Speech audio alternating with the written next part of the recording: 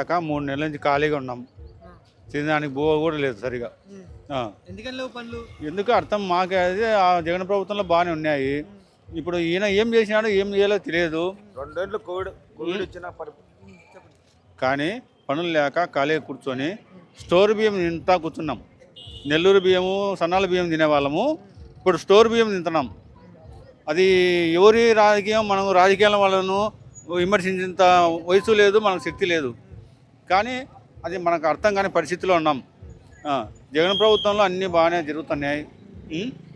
కానీ ఈ ప్రభుత్వంలో ఎందుకు జరగడం లేదో, ఎవరిని ప్రశ్నించాలో తెలియక తికమక్కలో పడి మేము ఆలోచన చేస్తున్నాం. మా ప్రభుత్వం చాలా జనాలకి మంచి చేస్తుంది, మరి మంచి ప్రభుత్వం చంద్రబాబు గారు అంటున్నారు కదా. వేశాము కానీ మాకైతే ఏదో తల్లి దీవెన చదువులకు సాయం చేశారు జగన్ గారు. జగన్ గారు సాయం చేశారు. ఈయన చేస్తా అంటాడు, ఇంతవరకు ఏం మొదలు